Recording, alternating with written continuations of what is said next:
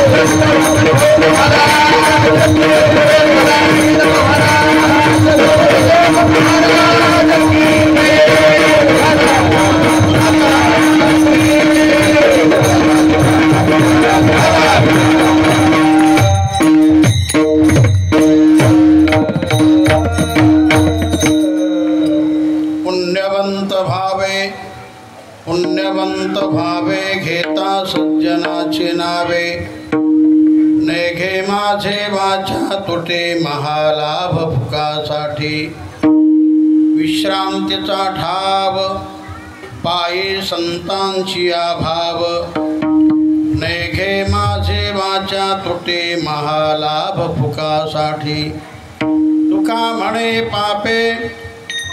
म्हणे पापे जाते संतांची जपे नेघे माझे वाचा तुटे महालाभ फुकासाठी विठ्ठल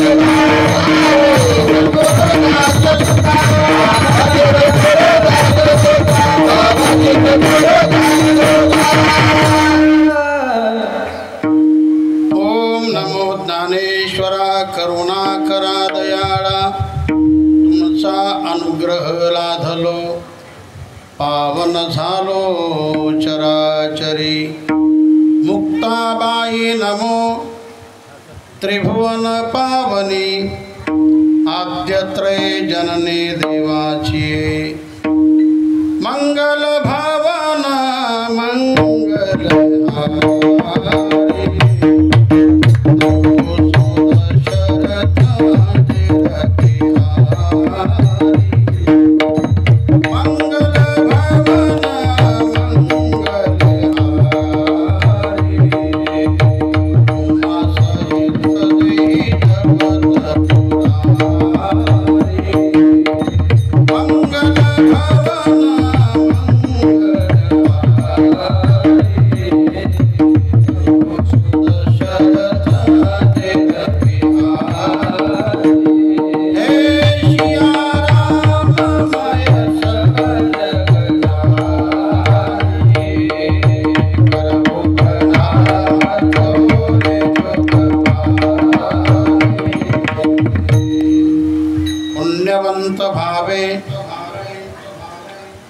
पुण्यवंत भावे घेता सज्जनाची नावे नेघे माझे वाचा तुटे महालाभ फुकासाठी प्रस्तुत भगवंताच्या नगरीमध्ये आणि भगवंताच्या आणि साधू संतांच्या सेवेसाठीच निवड केलेला अभंग संत सम्राट जगद्गुरु तुकाराम महाराजांचा फार चरणाचा नाही पण अगदी 4 चरणाचा अभंग आहे। या अभंगातून महाराज साधू संतांच्या नामाचं सामर्थ्य सांगतात।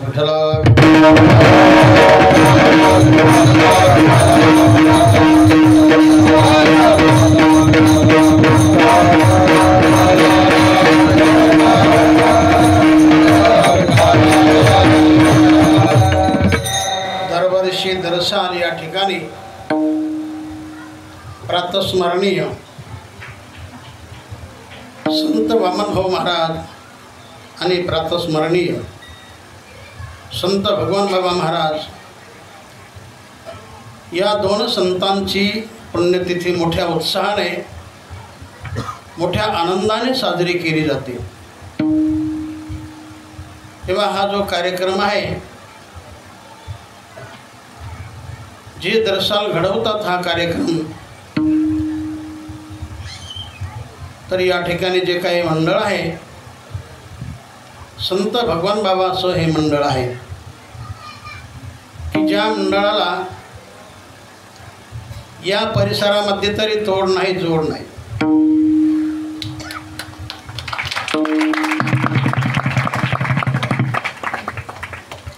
असं हे एक विचाराचं मंडळ आहे. या मंडळामध्ये कसलाच भेद नाही, सर्व समान मानतात. आपण जरी म्हटलं एखाद्याचं नाव घेऊ, पण नाही, आव्हाड साहेब म्हणतात कोणाचं नाव घ्यायचं नाही, फक्त मंडळाचं नाव घ्यायचं. अशी कोणाला अपेक्षा नाही नावाची.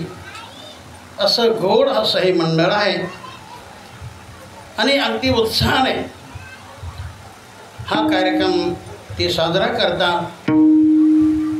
आणि या कार्यक्रमाला प्रामुख्याने या महिला मंडळाची जोड आहे. याला देखील तोड नाही, जोड नाही. किती गोड कार्यक्रम, दिंडी सोहळा अप्रतिम असा झाला की ज्यामध्ये फार मोठा आनंद निर्माण झाला. आणि आता या ठिकाणी भाऊबाबांच्या निमित्ताने हे रात्रीचं कीर्तन आहे. या निमित्ताने निवड केलेला अभंग हा देवपर नसून संतपर असा आहे. कारण या ठिकाणी देवाहीपेक्षा संताला महत्त्वाचं स्थान आहे. कारण या संतामुळेच हा देवाला जगामध्ये मानपान आहे. विठ्ठला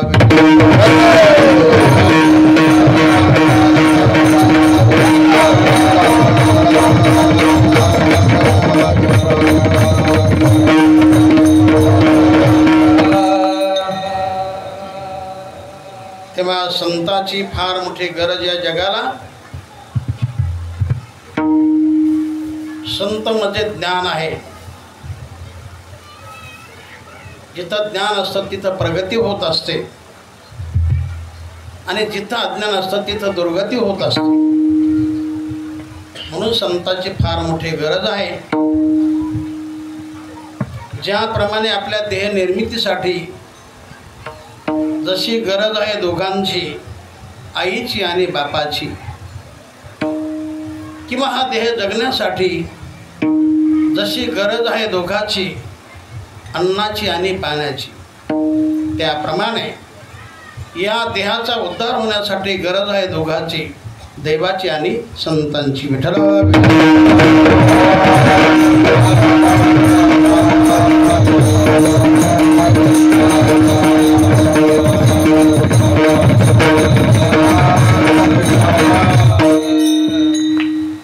जगामध्ये संत फार कमी असतात. जगामध्ये जंत फार असतात. जे पापकर्मामध्ये रंगतात त्याला जंत असं म्हटलेलं आहे. आणि जे बुद्धिकर्मामध्ये रंगतात त्याला पंत असं म्हटलेलं आहे. आणि जे जगाच्या हितामध्ये, सुखामध्ये, देवाच्या भक्तीमध्ये जे रंगलेले असतात त्याला संत असं म्हणतात.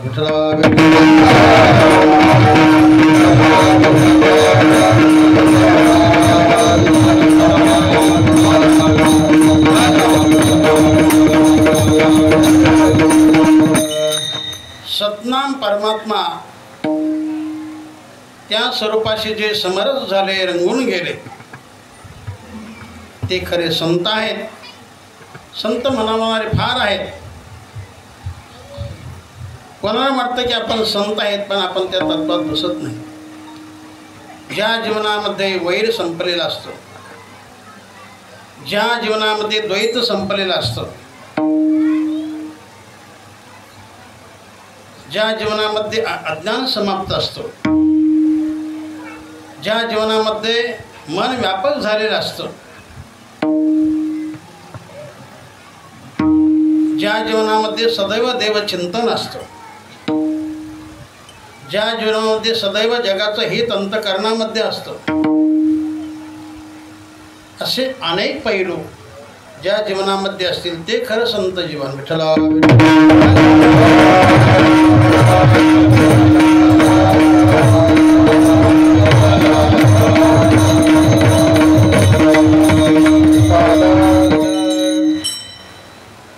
तर याच तत्वाला धरून या दोन्ही संतांचं जीवन होतं. यांनी सर्वांना आपलं म्हणून असं मानलेलं होतं. आणि या संत जीवनामध्ये साधना देखील फार होती. मग 2 वर्ष साधना केली जगामध्ये आले असं नव्हे. 12 वर्षांनी तपश्चर्या केली, शरीर शिजवलं, संत वाङ्मयाचा अभ्यास केला पूर्णत्वाने, संतपण अंगी बांधलं, नंतर हे जगामध्ये पडले. विठ्ठला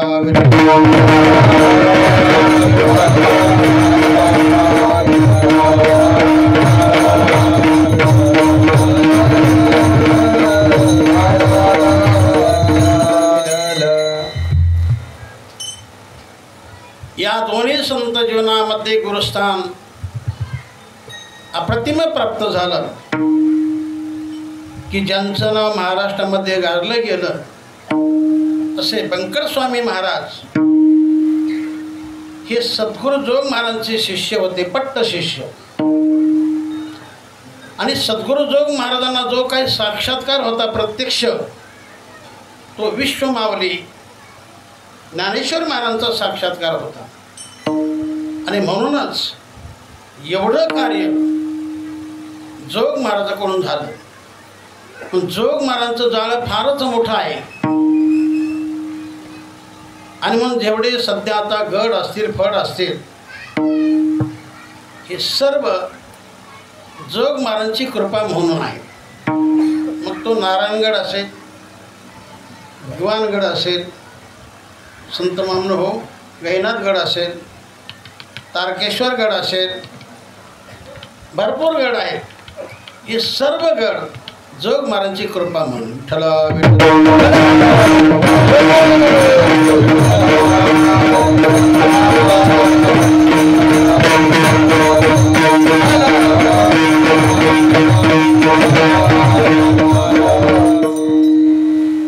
आणि आरंभाला विद्यार्थी दशेमध्ये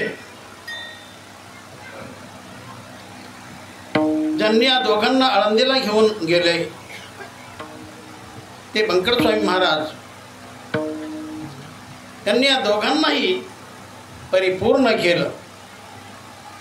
नंतर त्यांचा आशीर्वाद घेऊन ते आपल्या परिसरामध्ये आले आणि आपल्या परिसराचं सोनं केलं. विठ्ठल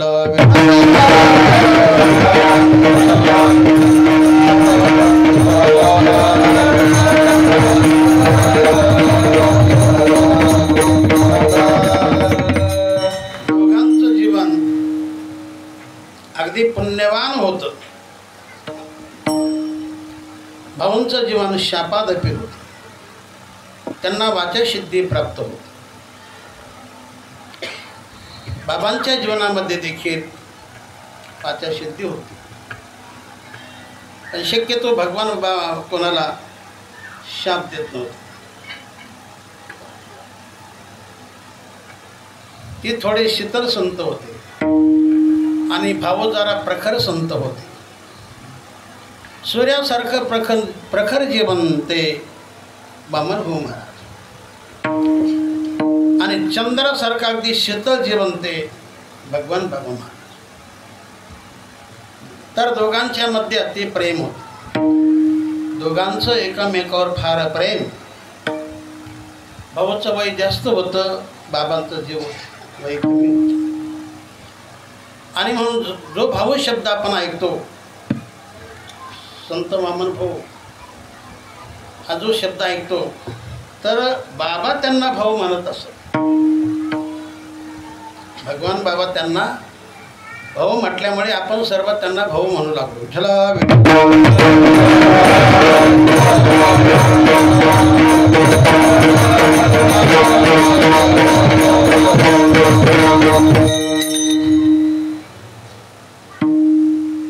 भाऊंची आज्ञा बाबा कधीच टाळत नव्हते. भावांना नेहमी मोठेपण ते द्यायचे की तुम्ही माझ्यापेक्षा फार मोठे आहात आणि भावांची साधना मोठीच होती हे भगवान बाबा देखील मान्य करत असत आणि भाऊ देखील त्यांना फार मोठा मान सन्मान त्यांचा करत असत। असं दोघांचं फार मोठं प्रेमाचं नातं होतं आणि ते पूर्ण जीवन आपलं संतपणाचं जीवन जगले विठ्ठला।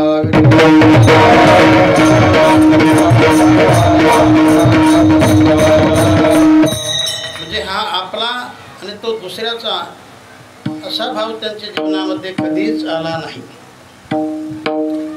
काही कारणास्तव भगवान बाबांचं कोणी काही लोकांनी उन्हा पाहिलं असेल। प्रत्येक समाजामध्ये चांगले असतात, त्याच्यात थोडे वांगले असतात। इतरांनी निंदा केली असेल पण बाबांनी कोणाचीच निंदा केली नाही। सज्जनाची तर नाहीच नाही पण त्यांनी दुर्जनाची देखील निंदा केली नाही विठ्ठल।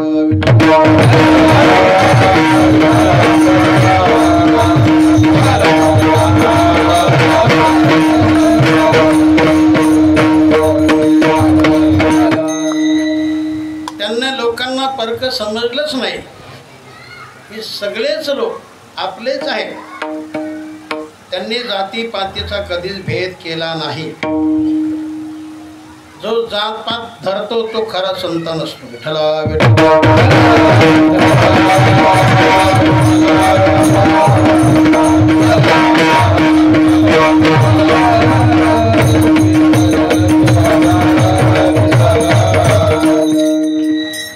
तेव्हा अशा संतांचं जीवन हे केवळ जगासाठी आणि केवळ देवासाठी असतं।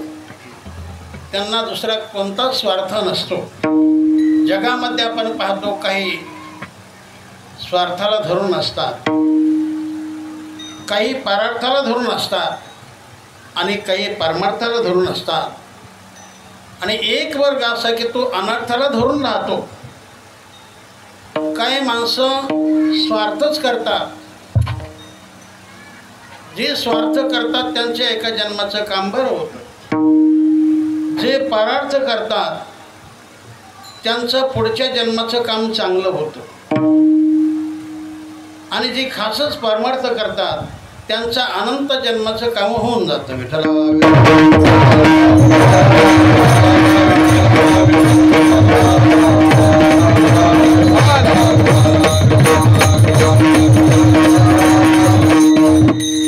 तेव्हा परार्थी जीवनामध्ये पारमार्थिक जीवनामध्ये या दोन संतांचं नाव मोडलं जातं। दोन्ही संत परार्थी आणि पारमार्थिक होते, अधिकार संपन्न होते। त्यांच्या अंगी शाप देण्याची शक्ती होती पण ते भालत्याला शाप देत नव्हते। अहो थोडे रागीट होते पण ते भालत्याला शाप देत नव्हते। अगोदर समजून सांगत असत, नाहीच ऐकलं तर मग शाप विठ्ठला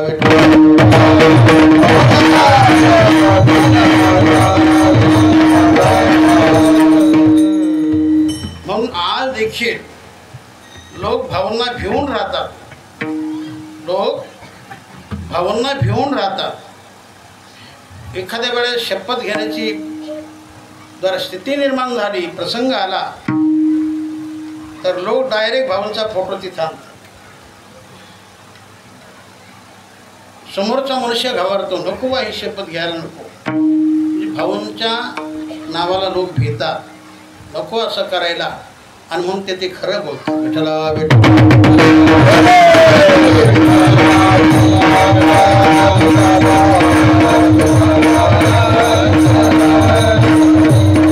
या दोन्ही संतांनी अनेक दुर्जनाचे सज्जन केले, अनेकाचे संसार त्यांनी पारमार्थिक बनवले, अनेकांचा उद्धार केला आणि खऱ्या संतांचा अवतार यासाठीच असतो विठ्ठला।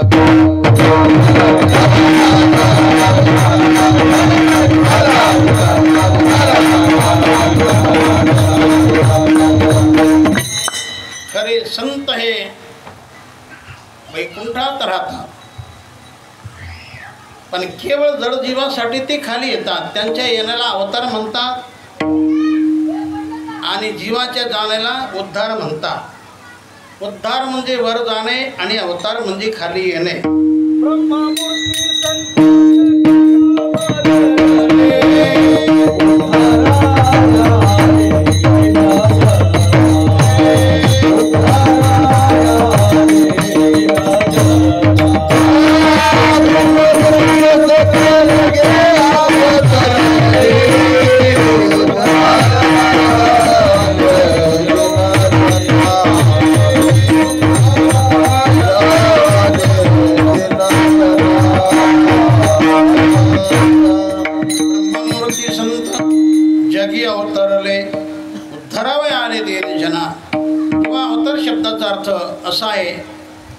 उत्कृष्ट असते त्यागित्य सती निकृष्ट अवस्था ग्रहण व्यक्ती, म्हणजे जे उत्कृष्ट अवस्थेचा त्याग करतात आणि निकृष्ट अवस्था जीवनामध्ये धारण करतात, या कृतीला अवतार असं म्हटलेलं आहे. उत्कृष्ट अवस्थेचा त्याग करणं आणि निकृष्ट अवस्था जीवनामध्ये धारण करणं याला अवतार असं म्हटलेलं आहे. तेव्हा अवतार देवाचा, अवतार संताचा. जड जीवाचा उद्धार असतो. वर जाणे याचा अर्थ उद्धार होणे आणि खाली येणे अर्थात अवतार घेणे. विठ्ठला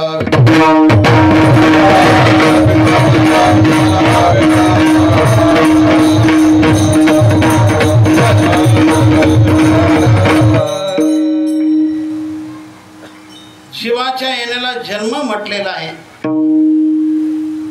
देवाच्या संताच्या येण्याला अवतार म्हटलेला आहे. तेव्हा आज संतांची पुण्यतिथी चालू आहे सर्वत्र महाराष्ट्रामध्ये. या दोन संतांच्या निमित्ताने महाराष्ट्रभर कार्यक्रम आहेत. त्यातली त्यात या परिसरामध्ये मुंबई ठाणे या भागामध्ये फार कार्यक्रम आहेत. जनता या दोन संतांच्या बद्दल फार मोठी श्रद्धावान आहे आणि म्हणून दरसाल इथं चढता कार्यक्रम आहे, असा उतरता कार्यक्रम नाही. आपण सगळे कार्यक्रम पाहतो, पण त्यामध्ये हा मला वाटतं अग्रेसर कार्यक्रम असेल. विठ्ठला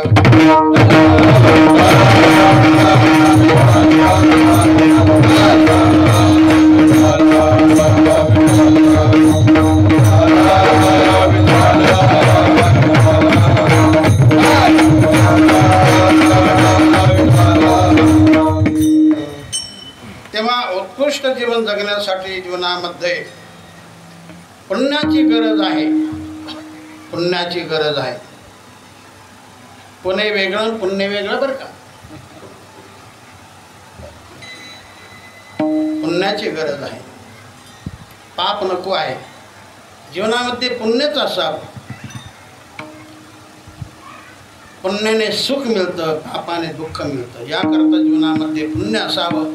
पुण्य करण्याचे माध्यम अनेक आहेत. पुण्य करण्याचे माध्यम अनेक आहेत. दान केलं तर पुण्य मिळतं. कोणतंही सत्कर्म केलं तर पुण्य मिळतं. देवाची संताची वारी केली तरी पुण्य मिळतं. आईवडिलांची सेवा केली तर पुण्य मिळतं. समाज सेवा केली तर पुण्य मिळतं.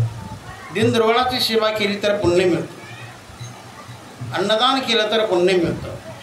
वस्त्रदान केलं तर पुण्य मिळतं. कोणतंही दान असो, चांगलं दान ते करण्यात पुण्यप्राप्ती आहे. मुंगाला साखर टाकणं पुण्य आहे.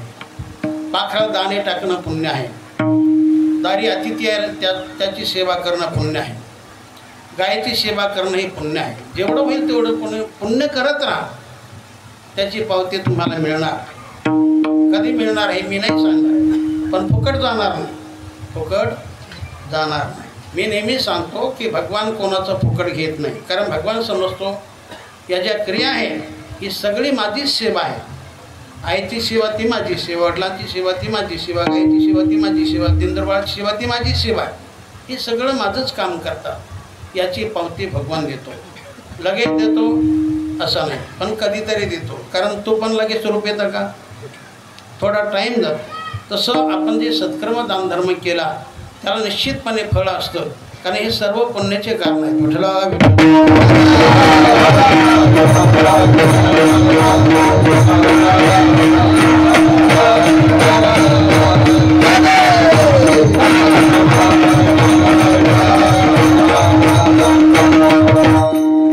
तर या सर्व पुण्यकर्मामध्ये सरस पुण्य तुकाराम महाराज अभंगाच्या पहिल्या चरणात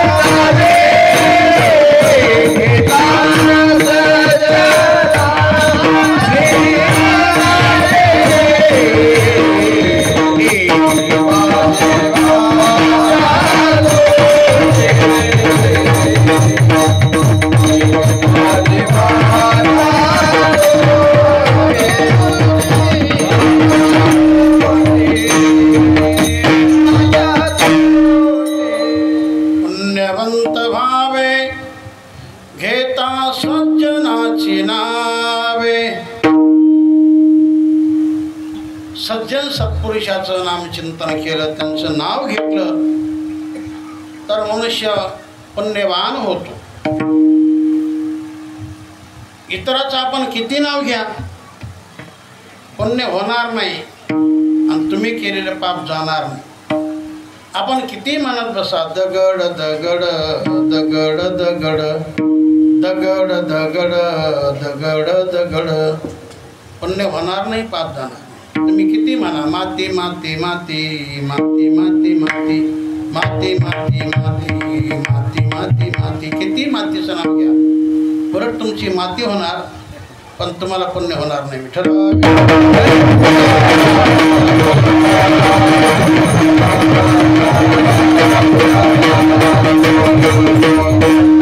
एकंदर जे देवनामाचं सामर्थ्य आहे हेच सामर्थ्य संत नामाचं आहे. आपण नेहमी देवाचंच सामर्थ्य ऐकत असतो की देवाचं नाव घेतलं तर मनुष्य फार पुण्यवान होतो. आवडी म्हणतात काय हरिमुखे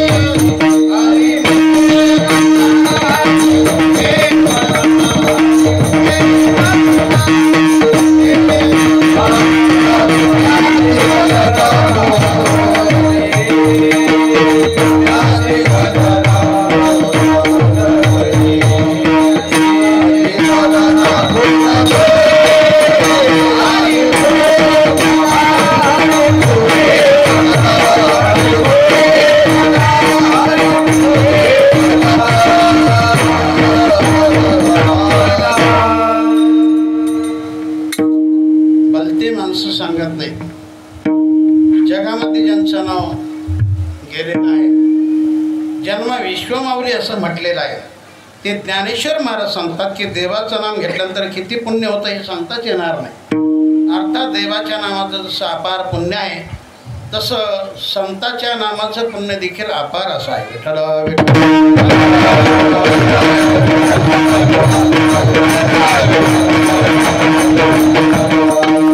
आणि म्हणून फालतू नावं घेण्यापेक्षा माणसाने संताचं नाव घ्यावं, सज्जनाचं नाव घ्यावं. सज्जनाम संत, या ठिकाणी जो सज्जन शब्द आहे संतवाचक शब्द आहे. कोणता वाचक? संतवाचक. उगे भलताना घेऊन पुण्य कसं होणार, पाप कसं जाणार? हे पॉवरफुल नाव आहे. जसं देवाचं नाव पॉवरफुल आहे तसं संताचं नाव देखील पॉवरफुल आहे. याचं सहज जरी नाम घेतलं तर आपण पुण्यवान होणार. विठ्ठला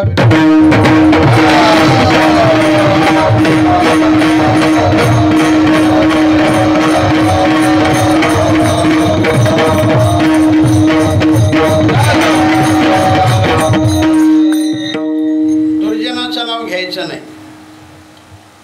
इथं एखाद्या वेळेला शक्यतो नेहमी ते नाव घ्यायचं नाही.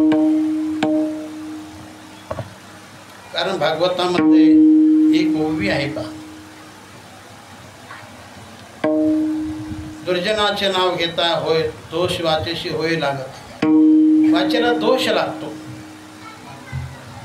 त्याकरता नाथ महाराजांनी सांगितलं तो दोष जाण्यासाठी, ते पाप जाण्यासाठी तुम्ही रामाचं नाव घ्या. विठ्ठला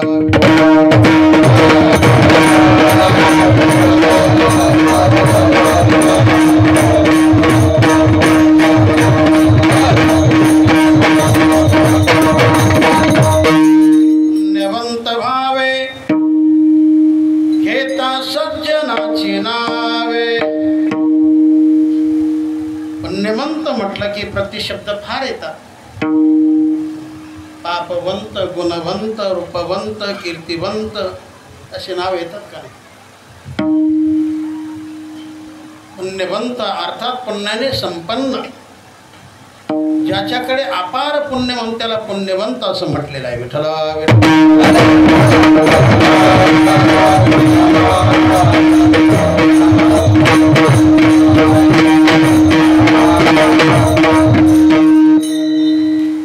इतर काही असण्यापेक्षा माणसाकडे पुण्याचं बळ असावं. जसे बळाचे प्रकार अनेक आहेत बरं का बागसाहेब. कोणाकडे शारीरिक बळ आहे, कोणाकडे ज्ञान बळ आहे, कोणाकडे बुद्धिबळ आहे, कोणाकडे बुद्धिबळ आहे, कोणाकडे संपत्तीचं बळ आहे, कोणाकडे सत्तेचं बळ आहे, कोणाकडे पदाचं बळ आहे, कोणाकडे कलेचं बळ आहे, कोणाकडे दानाचं बळ आहे, कोणाकडे माणुसकीचं बळ आहे, कोणाकडे कौटुंबिक बळ आहे. अनेक बळ आहे, त्यामध्ये पुण्यबळ आहे. विठ्ठला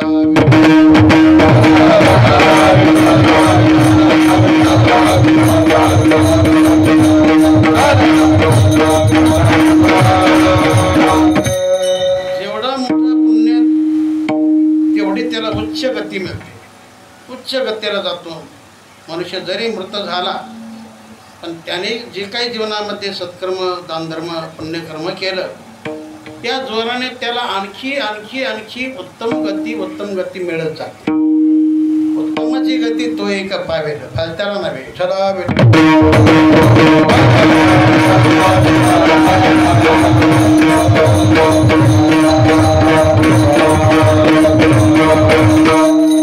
सतत माणसाने पुण्यकर्म करत राहावं.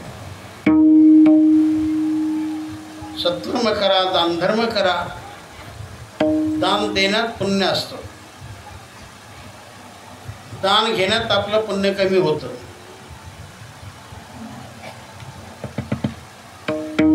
जसं सेवा करण्यात पुण्य वाढतं, इतरांची सेवा करण्यात पुण्य जातं. शक्यतो माणसाने सेवा कमी घ्यावी, पण काही लोक लावूनच धरतात, सेवा करतच राहतात. एवढं खरं, ज्याला तुम्ही दान केलं त्याचं पुण्य कमी होतं, त्याचं तप कमी होतं. जरी आपण दान घेतलं तर ते चांगल्या मार्गी खर्च केलं तर त्याचा दोष लागत नाही. हे धन जर आपल्याच कामी फारच आणलं, त्याची आपण चंगळ केली, खाण्यात चंगळ, कपड्यात चंगळ, मोबाईलमध्ये चंगळ, सर्व भारीच केलं तर तुम्हाला दोष लागणार नाही.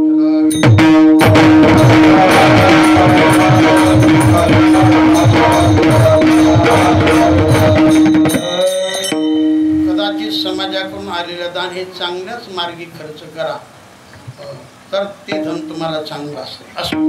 जेवढं होईल तेवढं करत राहा. जेवढं केलं तेवढं मिळतं, त्याही पेक्षा भगवान त्याचं व्याज देखील देतो. विठ्ठला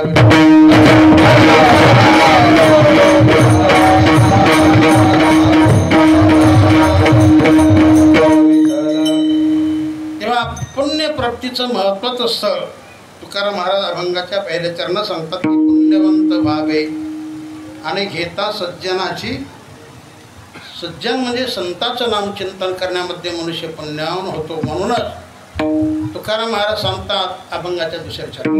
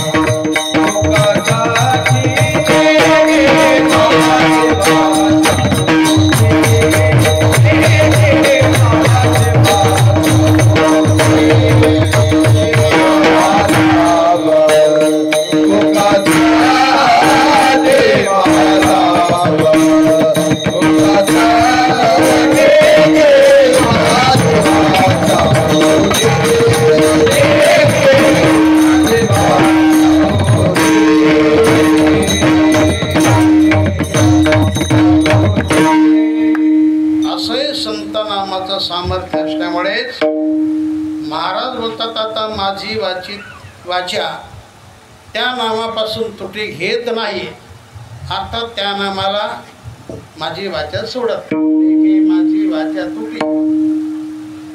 कारण महालाभ फुकासाठी फुकट, त्याला काही फार लागतं असं काही नाही. संत नावाला काही लागत नाही. संताचं नाम चिंतन करा, सामर्थ्य असल्यामुळे. म्हणून महाराज बोलतात, नाही घे माझी वाचा तुटी, त्या नामाला माझी वाचा सोडत नाही, कारण त्याच्यामध्ये फार मोठा लाभ आहे.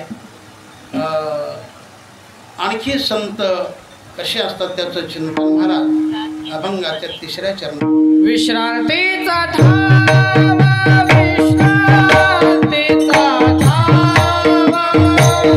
विश्रांतीचा धाम, विश्रांतीचा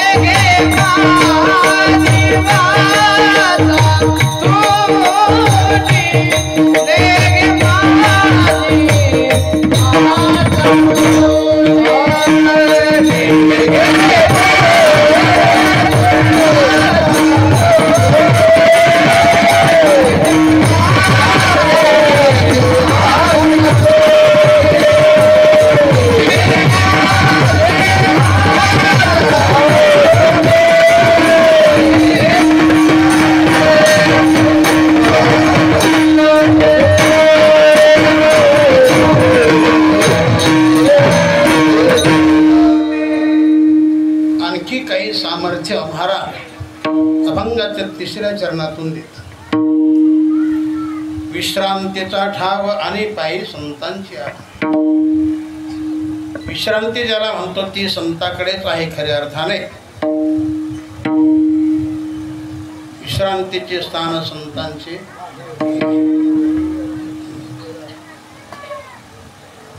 तेव्हा नामदेव महाराज देखील म्हणतात की देवा, खरी जर विश्रांती घ्यायची असेल तर आपण कुठं जाणार?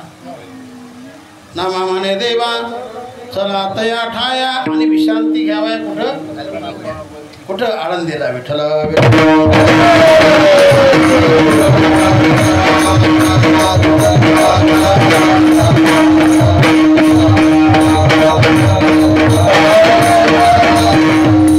संत महात्मे विश्रांतीचं स्थान आहे, समाधाचं स्थान आहे. तिथं संत आले, तिथं ज्ञान आलं, समाधान आलं, विश्रांती आली, आनंद आला. असे अनेक पैलू ज्या संत जीवनामध्ये असतात. विश्रांतीचे स्थान संतांचे माहेर ते खऱ्या अर्थाने विश्रांतीचे स्थान आहेत. आणि म्हणून तुकाराम महाराज बोलतात काय अभंगातील तिसरं चरण, विश्रांतीचा ठाव ती विश्रांतीचं ठिकाण आहे. खऱ्या अर्थाने जगामध्ये कुठे जाय विश्रांती मिळत नाही. काही वेळेला माणसाला देह विश्रांती मिळते पण मन विश्रांती मिळत नाही. देह विश्रांतीपेक्षा मन विश्रांती फार मोलाची तोलाची. ज्याला मन विश्रांती नसते त्याला कधी सुखच मिळत नसतं. विठ्ठला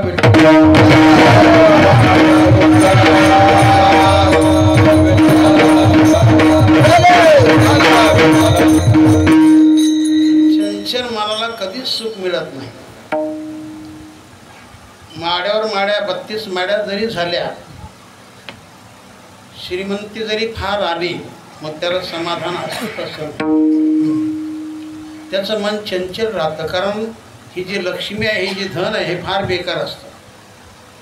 ते जर चांगल्या मार्गे खर्च केलं, दान धर्मात घातलं, सर्वावरती भावना चांगली ठेवली, नम्रता भाव ठेवला, तर ती लक्ष्मी थोडंफार सुख देते. नाही तर ती दुःखातच टाकते.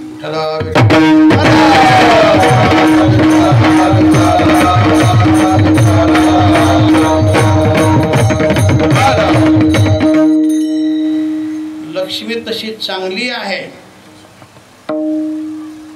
पण दान धर्म केला तर, नम्रता धारण केली तर लक्ष्मी तशी बेकार आहे. ती कुठेही खर्च केली, कशातही घालवली तर लक्ष्मी चालू जन्मात दुःख देणार, पुढच्या जन्मात नरकात घालवणार.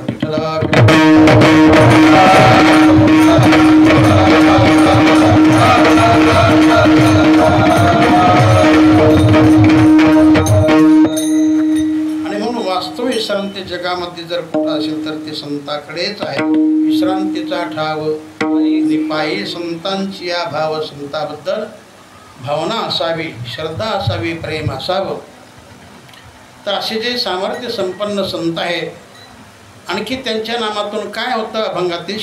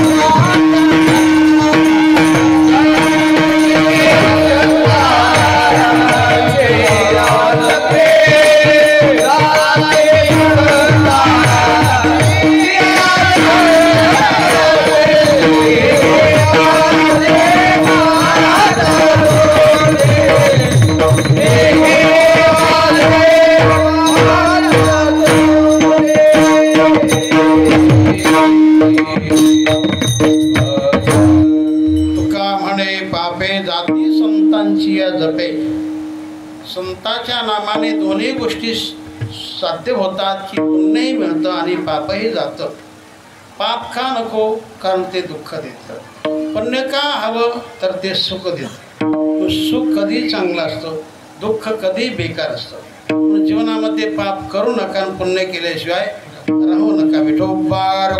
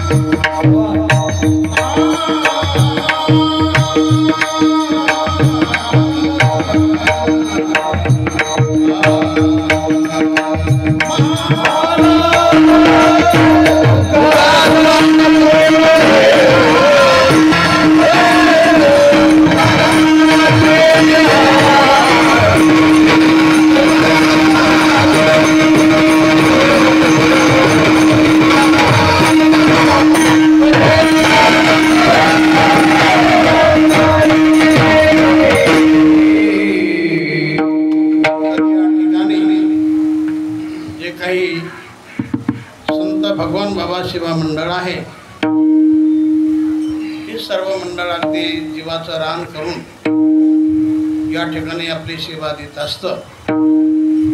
त्याकरता मी त्यांचं मनापासून कौतुक करतो.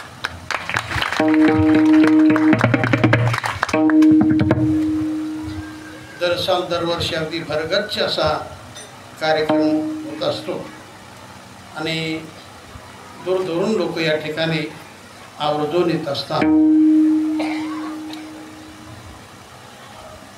दरवर्षी आमचे वाघ महाराज देखील हजर राहतात. इतर देखील भरपूर संत मंडळी या ठिकाणी आहेत. सुंदर असे गायनाचार्य आहेत. आमचे तोंडे महाराज आहेत आणि जातीने भाग घेणारे आवर्जून वेळ काढणारे आमचे लाल महाराज आहेत. बरेच संत मंडळी, मला नाम परिचय नाही, सुंदर असे